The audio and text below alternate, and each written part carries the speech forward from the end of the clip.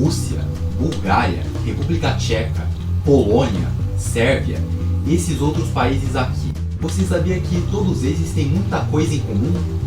Podemos citar a sua cultura, a sua dança, seus trajes e o mais importante é que eles são do mesmo povo de origem. Eles que foram os maiores inimigos dos vikings por anos. E hoje eles ocupam o leste da Europa e o maior território do mundo, que é a mãe Rússia. Sim, são eles mesmos, os eslavos. Outra coisa na qual nós jamais devemos esquecer é de que um idioma é fundamental na formação de um povo. E é sobre o idioma deles que nós falaremos no vídeo de hoje. Então já vai deixando o seu like, sua inscrição, o seu sininho e bora comigo! Só um pequeno aviso antes de começarmos. Acontece que a minha câmera tinha pifado, dado um pequeno problema nela.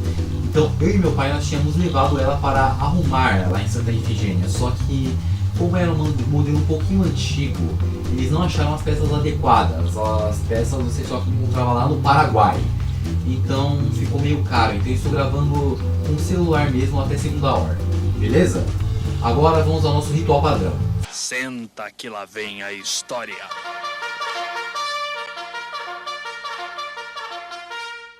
Os eslavos, assim como os germânicos, são de origem indo-europeia. Eles surgiram mais precisamente na Rússia, então se espalharam por todo o leste da Europa. Os mesmos residem nas regiões central e oriental daquele mesmo território há mais de 5.000 anos. Só que ao falar de como eles surgiram, de toda a sua origem, é meio complicado porque existem duas vertentes teóricas. A autoctônica, que defende que eles existem bem antes de 1000 a.C., ao norte do Cartago. Já a aloptônica acredita que a origem dos eslavos se deu entre os séculos 5 e 6 depois de Cristo. Só que tem outra coisa bem complicada. Para dificultar ainda mais o nosso entendimento, existem duas versões da tradução da palavra eslavo. A primeira significa escravo, só que a segunda ela simplesmente significa aquele que vem do leste. Olha, eu prefiro a segunda faz mais sentido, tem mais a ver com eles. Porém, só uma coisa é certa, foram os romanos que fizeram os primeiros registros e descrições daquele povo. Obviamente eles eram descritos como sendo bárbaros. Óbvio, se você não era romano, você era um bárbaro, você era um selvagem, você era praticamente tratado como um animal naquela época. Não, só os romanos prestam. Nós que temos as leis de romano, pipipi, popopó, teatro, pai, pô. Vocês todos não prestam, são bando de analfabetos. Pera, eu vou falar a verdade. Muitas das tribos que os romanos queriam conquistar eram mais civilizados do que eles. Só que o mais curioso é que os eslavos eram descritos pelos romanos como sendo guerreiros lobos selvagens, pelo simples fato de a maior parte deles sempre andarem com barbas e cabelos gigantescos, grandes, enquanto os romanos sempre andavam com o cabelo curtinho e com a barba bem feita, praticamente sem barba. Os anos foram se passando e com isso eles começaram a sofrer uma grande pressão da população. E assim eles abandonaram o território russo e migraram para o leste da Europa, não só para o leste, mas como pelo todo continente. E assim ocupando parte da atual Escandinávia. E foi através do rio Danúbio que eles tiveram acesso à Europa Ocidental. Passaram então a se instalar em regiões onde hoje são países como a Macedônia, a Sérvia, Eslovênia, Croácia, Hungria, Polônia, Bulgária e etc. Agora, se referindo-se ao idioma falado por esse povo, ele tem mais de 430 milhões de falantes e é dividido em 3 subgrupos, o oriental, o ocidental e o meridional. As línguas eslavas orientais são faladas nos países da antiga União Soviética, enquanto as línguas eslavas meridionais são faladas nos países da Península Balcânica, na região meridional da Europa, nos países que faziam parte da antiga Iugoslávia. Agora, as ocidentais são faladas na Polônia, na República Tcheca e na Eslováquia. Todas essas línguas prolongam uma velha língua eslava de parentesco comum e são condicionadas em sua gênese pela mesma origem. Uma língua anterior que se pode denominar de língua proto-eslava e se formou antes da nossa era, aproximadamente há 2.500 anos. 2.500 anos! Olha, vem cá, nem a língua indo-europeia, nem a língua proto-eslava guardaram memórias de registros escritos, porque vocês sabem, naquela época, praticamente pré-história, muitas pessoas não sabiam nem ler nem escrever, e nem quanto mais falar direito o nome delas. Essas línguas foram reconstruídas pelos linguistas com a ajuda do estudo histórico etimológico e comparativo das línguas indo-europeias vivas e mortas. E com o passar do tempo, eles foram se incorporando ao Império Romano, pela força ou através da federalização que garantia aos eslavos cidadania romana em troca de serviço militar. Mas eles não sofreram muitas alterações, nem na sua escrita nem na sua fala. E tanto é que eles nem sequer adotaram o alfabeto latino como o deles. Eles adotaram outro alfabeto que eu vou falar lá mais pra frente. Isso ocorreu pelo simples fato deles terem sido integrados ao Império Romano bem na época da sua queda. Agora, o alfabeto que os eslavos utilizam e usam até hoje é o alfabeto cirílico, composto por 44 letras. Ele teria sido inventado por Clemente de Ocrida. Ele o desenvolveu a partir do alfabeto glagolítico, inventado por São Cirilo e São Metódio. Em algum momento durante o século X, o desenvolveu a partir do alfabeto grego, acrescido de ligaduras e consoantes do alfabeto glagolítico e do búlgaro antigo, para representar sons que não haviam na antiga Grécia. Esse novo sistema foi desenvolvido para registrar o antigo eslavo eclesiástico e a primeira língua eslava literária. Além do alfabeto grego, foram acrescentados alguns símbolos inspirados na escrita hebraica para representar fonemas característicos das línguas eslavas. Outros povos eslavos com influência católica usam o alfabeto romano. Agora, muitas letras do alfabeto cirílico derivam do alfabeto grego, e as letras que foram utilizadas para expressar sons que não possuíam equivalente grego foram tomadas do alfabeto hebreu e do alfabeto siríaco. Com a expansão do Império Búlgaro, o alfabeto cirílico foi adotado por outros povos eslavos, como os eslovenos, os sérvios e os macedônios. E também através dos missionários cristãos bizantinos, russos, ucranianos, adotaram o alfabeto cirílico para seu idioma.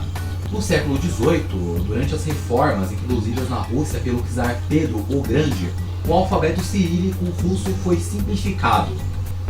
Mas por que diabos o czar era chamado assim?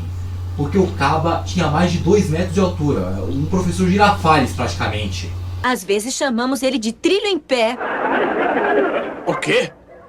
Sim, ou então às vezes também chama de tobogã de salto alto. Como?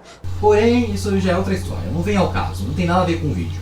As línguas eslavas estão estreitamente relacionadas com o grupo báltico, mas também compartilham certas inovações linguísticas, como outros grupos de línguas indo-europeias, como o iraniano e o armênio.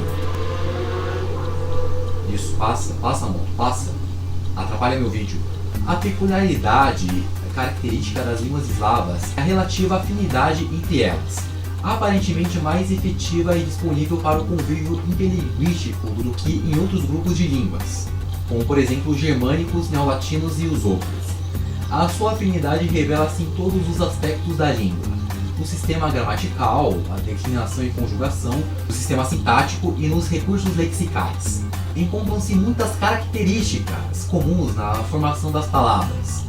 O russo, o bielorrusso, o búlgaro, o macedônio, o sérvio e o ucraniano usam o alfabeto cirílico, com várias notórias.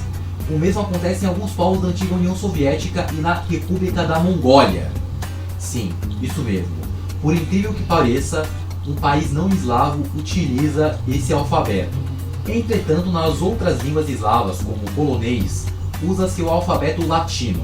Nessa altura do vídeo você já deve estar pensando: Caramba, eles são do mesmo povo de origem, falam praticamente quase as mesmas línguas. Então eles são praticamente como uma grande família, eles devem se amar, se dar muito bem como grandes brothers, certo? Não. Não. Você errou feio, meu amigo. Errou. Errou feio, errou feio, errou rude. Na verdade, eu nunca vi um povo tão dividido assim toda a minha vida.